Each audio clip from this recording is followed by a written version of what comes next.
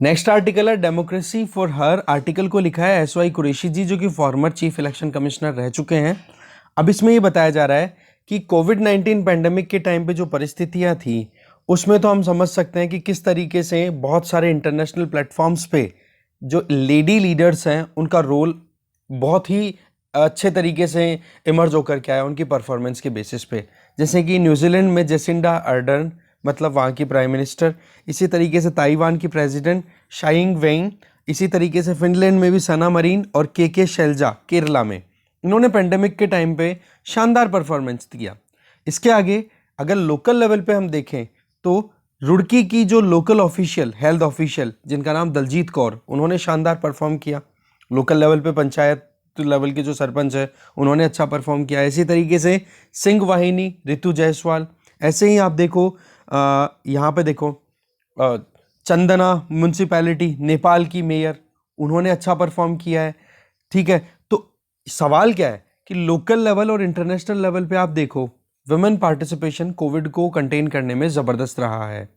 पर सवाल यह है कि हमारे देश में अगर हम देखें तो एक तो लीडरशिप के पॉइंट ऑफ व्यू से फीमेल्स को देखो और एक हमारी सोसाइटी में फीमेल्स की कंडीशन देखो। तो बोला लीडरशिप में जो लेडी आती है वो तो एकदम कहते हैं ना कि एकदम सॉलिड, पॉलिटिकल पार्टिसिपेशन में तो उनकी पर्सनैलिटी बनती है।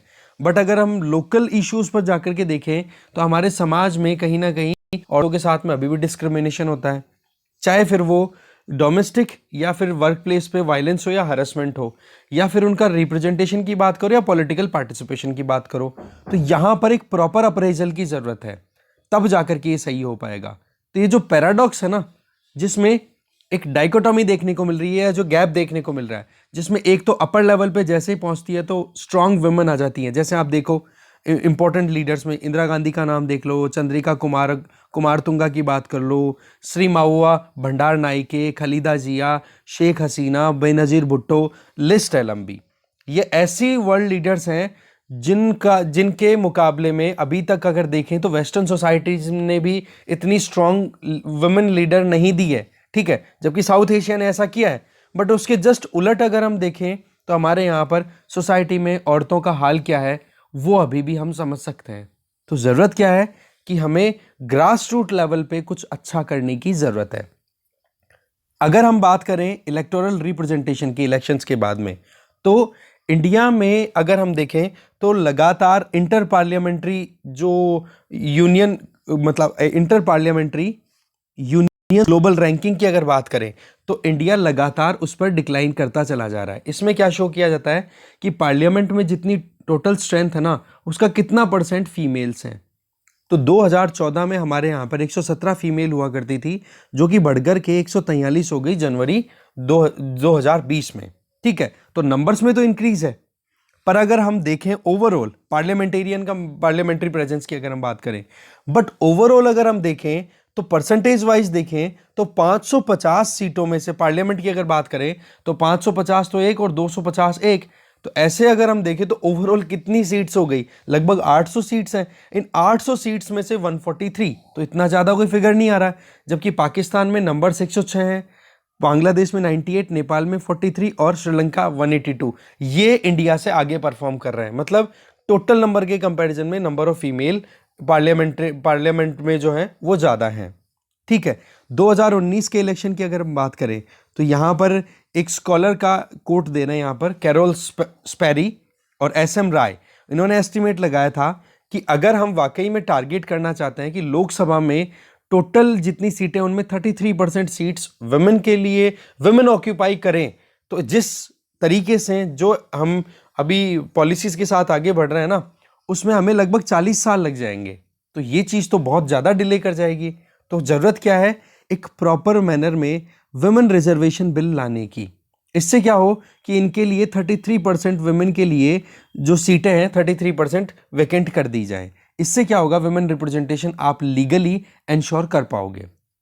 अगर हम देखें इंडिया में करंटली MPs कितनी है, अराउंड अभी 78 बताई जा रही है लोकसभा की। पर्टिकुलर हम लोकसभा पे फोकस करें तो लोकसभा में 78 MPs हैं। अब इन 78 MPs में से रिप्रेजेंटेशन कितना आ रहा है, 14.6%। अब वैसे देखा जाए तो ये अपने आप में कितना कम है, पर हिस्टोरिकली कंपैरिजन किया जाए तो अभी के टाइम पे सबसे ज़्यादा औरतें अभी रिप्रेजेंटेटिव्स के तौर पे इलेक्ट होकर के लोकसभा में बैठी हैं। ठीक है, 2019 तक तो केवल 9% ही हुआ करती, जो कि बढ़ करके 14% तो आ गई।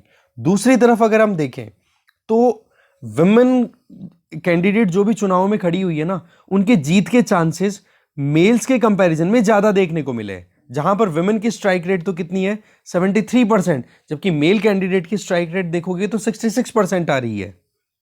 यहां पर आप देख सकते हो 66% आ रही है। इसका मतलब इनको रिप्रेजेंटेशन, अगर औरतों को अगर आगे लाया जाए, वुमेन को आगे लाया जाए, तो इनको डेफिनेटली पूरा मौका मिले, तो ये अपनी स्कोरिंग भी अच्छी दे रहे हैं। मतलब एक एक होता ना विनेबिलिटी परसेंट, विनेबिलिटी चांसेस, वो बहुत ज़्यादा है। इसके अलावा तृणमूल कांग्रेस ने जब ये अभी इलेक्शन हुआ है, असेंबली इलेक्शन, इसमें लगभग 50 वुमेन कैंडिडेट्स को खड़ा किया था, उनमें से 40 वुमेन कैंडिडेट जीती। तो ये अपने आप में राइटर है ना, ये पॉलिटिकल पार्टीज को हाईलाइट कर रहे हैं कि भाई आप इस पर ध्यान दो, अगर इस पर हम काम कर लेंगे तो हमें आउटकम डेफिनेटली मिलेगा। वैसे उड़ीसा की बात करो या फिर आप बात कर लो वेस्ट बंगाल में, ममता बनर्जी और नवीन पटनायक जी ने 2019 के जो जनरल इलेक्शन थे ना लोकसभा वाले, उसमें ममता बनर्जी ने तो 40% सीटों पे औरतों को खड़ा किया था। जहां पर भी तृणमूल कांग्रेस की सीटें थी उनमें 40% फीमेल्स के लिए रिजर्व कर दी थी, और नवीन पटनायक जी ने 33% कर दी थी। तो ये एक लर्निंग देते हैं कि चलो, अगर सेंट्रल गवर्नमेंट भी कोई कदम नहीं उठाए ना, तो स्टेट गवर्नमेंट्स भी अपने लेवल पे बहुत कुछ कर सकती हैं। कम से कम स्टेट्स जो है वहां पर तो इस तरीके के प्रोविजन कर देने चाहिए। अगर इंडिया और बांग्लादेश जैसे कंट्रीज की अगर हम बात करें, तो हमारे यहां पर वोटिंग में अब धीरे धीरे कंट्रीब्यूशन इतना ज़्यादा हो चुका है कि एक ज़माना था 1962 का, उस टाइम पर जितना वोटर टर्नआउट था, जितनी वोटिंग हुई थी ना, उसमें आप देखो कि मेल वोटर्स थे वो फीमेल के कंपैरिजन में 16% ज़्यादा वोट करके आए थे।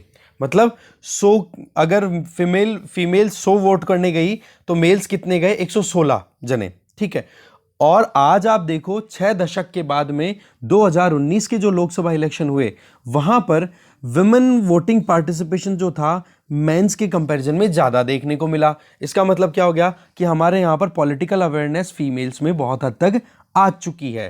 ठीक है, इसके आगे आप देख सकते हो कि विमेन वोटर्स का अगर टर्नआउट बढ़ रहा है, इसका मतलब उनका सीधा सा रोल है, पॉलिटिक्स में उनका सीधा पार्टिसिपेशन है।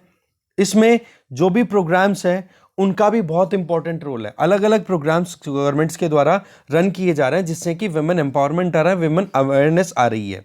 ठीक है, कि भाई कैसे हम सोसाइटी में जेंडर बेस्ड वायलेंस है उसको हम ठीक कर सकते हैं, इनके बारे में जागरूकता, कौन सी पार्टी है वो औरतों के लिए अच्छी पॉलिसी लेकर के आ रही है, इनसे संबंधित उनको जागरूकता आ रही है ना, तो इसका रिजल्ट ये मिल रहा है कि वो वोट देने से भी अब पीछे नहीं हटती। इसका एग्जाम्पल जैसे तृणमूल कांग्रेस के द्वारा कुछ स्कीम चलाई जा रही है जिनमें मेन फोकस ही वुमेन सेंट्रिक है। इसकी चलते क्या हो रहा है कि ये एक बहुत ही बूस्टर का काम भी कर रही है इस पर्टिकुलर पार्टी की जीत में। जैसे एक तो स्वास्थ्य साथी योजना चला रखी है, जिसमें एक हेल्थ कार्ड बनता है और उसमें हेड ऑफ द फैमिली के तौर पे फीमेल को दिखाया जाता है। इसके अलावा कन्याश्री प्रकल्पा देख लो, रूपश्री प्रकल्प देख लो, ये ऐसी प्रोग्राम चला रखे हैं तृणमूल कांग्रेस ने, जिसमें कन्याश्री में तो फाइनेंशियल सपोर्ट दिया जाता है एक गर्ल्स की एजुकेशन की से संबंधित, और रूपश्री में शादी के टाइम पे सपोर्ट दिया जाता है। तो ये चीज़ें क्या शो कर रही हैं कि वाकई में एनकरेजमेंट लाने के लिए सरकार कैसे कैसे काम कर सकती है। ऐसी बात नहीं है, सेंट्रल गवर्नमेंट ने भी बहुत सारे काम किए हैं, जैसे कि डायरेक्ट बेनिफिट ट्रांसफर स्कीम के तहत आपको पता है कि प्रधानमंत्री जनधन अकाउंट खुलाए हैं, और आजकल तो हेड ऑफ द फैमिली के तौर पे वुमेन को दिखाया, जैसे जैसे उज्ज्वला स्कीम की बात ही कर लो, है ना, जिसमें गैस सिलेंडर दिया जाता है, राशन दिया जाता है। तो उसमें भी क्या है कि कहीं ना कहीं हेड ऑफ द फैमिली के तौर पे वुमेन को दिखाया जा रहा है।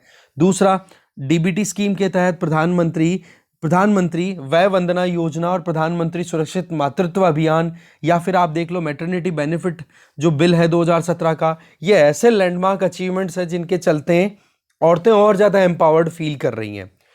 आज मैटरनल मोर्टेलिटी रेट है ना, ये हेल्थ से रिलेटेड जो स्कीम चलाई है सरकार ने, ठीक है, इनके तहत अगर आप देखो तो 2011 से 13 के बीच में 1 लाख औरतें जब बच्चे को जन्म देती थी, तो उन औरतों में से 167 औरतों की डेथ हो जाया करती थी, जो कि 2016 से 18 के बीच में कितनी हो गई है, 113। इसका मतलब अच्छी खासी हेल्थ फैसिलिटीज हम डेवलप कर रहे हैं। दूसरी तरफ जो आज जॉब गोइंग जो फीमेल्स हैं उनके लिए फैसिलिटी कितनी अच्छी की है। पहले 12 वीक्स की ही केवल मैटरनल लीव मिला करती थी, पेड मैटरनल लीव, जो कि बढ़ा करके 26 वीक्स की कर दी गई है। तो ये चीज़ें शो कर रही है कि सेंट्रल गवर्नमेंट ने भी अपनी तरफ से कितना एम्पावरमेंट के लिए काम किया है, पर्टिकुलरली वुमेन की हम बात करें तो। ठीक है, इसके अलावा बहुत सारी पॉलिटिकल पार्टीज अब धीरे धीरे अपनी तरफ से और ज़्यादा इंकरेजमेंट कर रही है। अच्छा, केवल पॉलिटिक्स ही नहीं, दूसरे ऐसे सेगमेंट्स भी है जहाँ पर वुमेन एम्पावरमेंट है। जैसे आप देखो कि पाकिस्तान में औरत मार्च, जहाँ पर वुमेन एम्पावरमेंट की बात की जा रही है। शाहीन बाग में, नॉर्थ ईस्ट दिल्ली में जिस तरीके से प्रोटेस्ट हुए थे, जो सिटीजनशिप अमेंडमेंट एक्ट 2015 का आया था उसके खिलाफ में, उन प्रोटेस्ट को लेकर के भी आप देखो कि किस तरीके से वहाँ पर ऑब्जेक्शंस 2015 क्या मतलब अमेंडमेंट फाइनली फिर आपको पता है इम्प्लीमेंटेशन में आया था 2019 के लगभग। तो फिर ये शाहीन बाग में जो प्रोटेस्ट हुए थे उनमें भी किस तरीके से वुमेन लीडरशिप आई थी सामने निकल के। तो डेमोक्रेसी में इनका रिप्रेजेंटेशन बहुत हद तक जो है अलग अलग सेगमेंट्स के अलग अलग तरीके से इंक्रीज होता है। तो एक प्रॉपर वुमेन रिजर्वेशन बिल लाने की जरूरत है, जिससे कि इनको एक इंश्योरिटी दी जा सके और ज्यादा पार्टिसिपेशन होगा। और जब पॉपुलेशन का 50% पार्ट और अच्छे से परफॉर्म करता है ना, तो उसका रिजल्ट हमें लॉन्ग टर्म में देखने को डेफिनेटली मिलेगा। तो ये चीजें सीखी जा सकती है ममता बनर्जी और नवीन पटनायक जी से। ठीक है, नहीं तो क्या होगा, 15th सेंचुरी के एक बंगाली पोइट है, उनकी एक कोट यहाँ पर बता रहे हैं, बंगाली पोइट रामोनी। उनका ये कहना था कि एक लो कास्ट की जो वॉशर वुमेन थी, दैट मीन्स धोबन थी, उनका एक गाना यहाँ पर बता रहे हैं कि मैं यहाँ पर बिल्कुल भी नहीं रहूँगी उस ज़मीन पर जहाँ पर अन्याय होता है, इसके बजाय तो मैं वहाँ पर चली जाऊँ जहाँ पर, मतलब आप कह सकते हो कि मतलब मुझे वहाँ पर जाना पसंद है जहाँ पर एक तरीके से जालिम ना हो, मतलब जालिमों की जगह छोड़ करके मुझे जाना पड़ेगा अगर इसी तरीके से मेरे साथ अन्याय होता रहा तो इस तरीके की ये कोटेशन दी रही है। ठीक है ना, वुमेन एम्पावरमेंट में आप ये कोट कर सकते हो कभी भी कि किस तरीके से हम हमारे यहाँ पर जो हमारा फीमेल काउंटर पार्ट है उसको कैसे प्रोटेक्ट कर सकते हैं। तो उसकी शुरुआत ये 15th सेंचुरी के बंगाली पोइट की जो ये कोट है ना, इसको आप कोट करके फिर बाद में ऐसे राइटिंग और ये कुछ स्टार्ट कर सकते हो। तो ये थोड़ा ध्यान रखें, लिख लो आप इसको।